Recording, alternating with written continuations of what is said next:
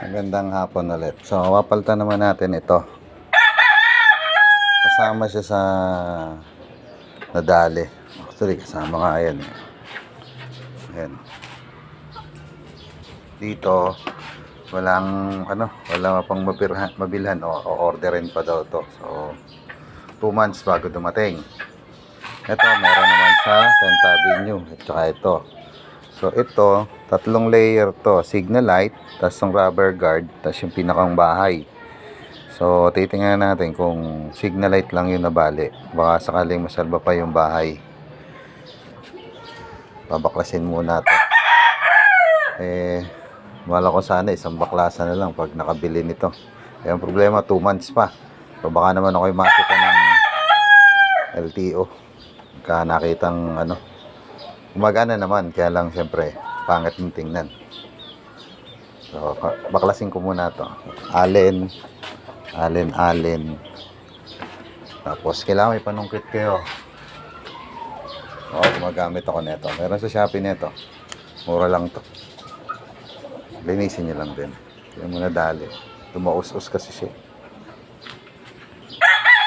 So ang presyo ng signal light ay 785.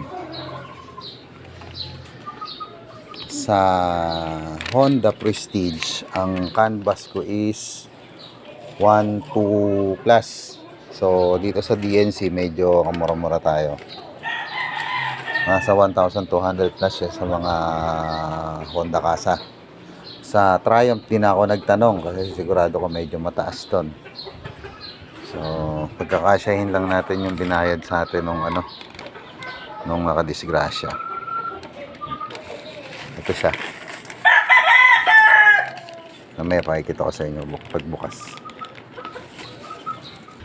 So ayan, dito pa lang naglalago to ka na pagbaklas. Kung kayo kinakabahan sa pagbabaklas, ipagawa nyo na sa mga mekaniko nyo. Talagang nako, mapuputulan kayo na yan. Pag hindi nyo kabisado yung mga lock nyan, yung mga yan, ayun yung mga patamaan yan yung mga dapat sungkatan, yung pasukin ng panungkit nyo, kailangan kabisado. Hindi mo kabisado, syempre magdadahan-dahan. Nakita nyo,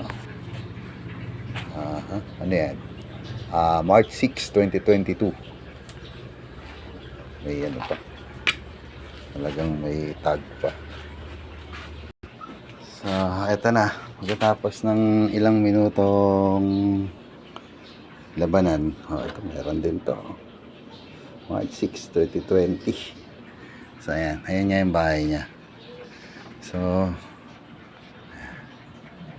tanggalin natin yan, papalitan natin.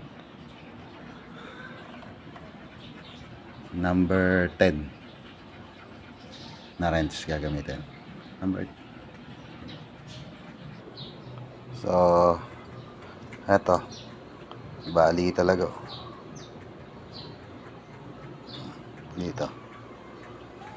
So titingnan natin kung parehas ito yung nabili natin, kasi nung kinanbas ko to sa tropa natin doon sa casa, 3 layer ito, isa, tapos tong guard, rubber guard, tapos to, bago siya mailagay.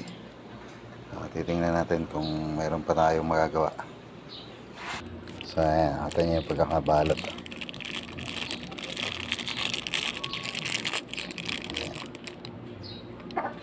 Ito yung nabali. So tingnan niyo yung code. Ayan ang code, left front. Ayan. So KOW N0133450, diba? So left side to. Kabit na natin. Yan yung itsura nya. Ayan.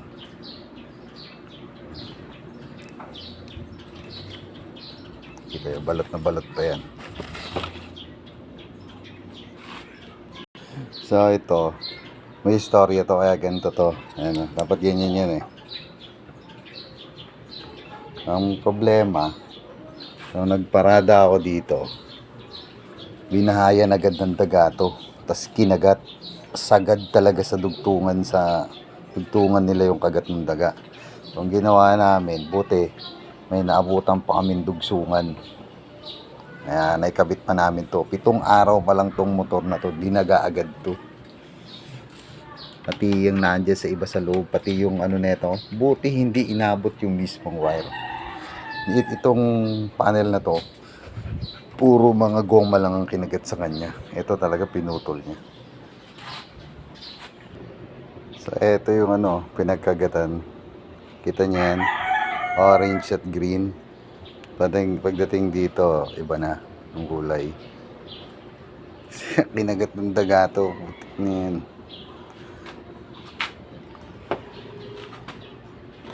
So, kabit muna natin to.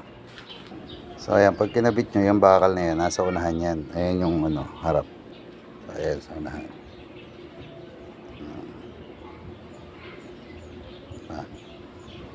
Sa likod, yan yun din yan.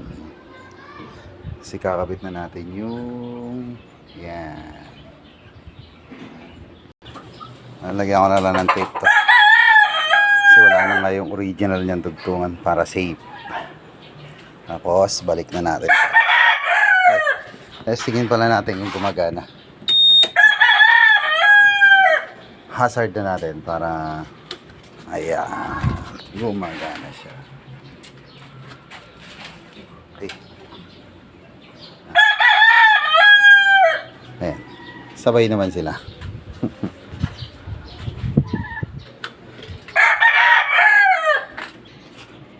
So ayan, tape na, balik na natin. Hindi kayo maliligaw kasi kulay orange yan. Tapos orange din yung wire na. Basta original Ayan. Ayan. Hindi maliligaw dyan. So ayan, nakabit na natin. Ang anuhin nyo lang dyan kasi ito, kunahin to. Meron yan dito. Ito. Plastic rivet niya dito. Ayan.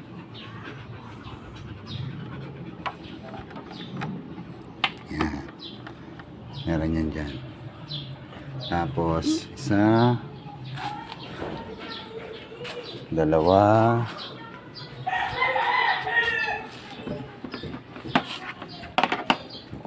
pinabuksan. Ito muna.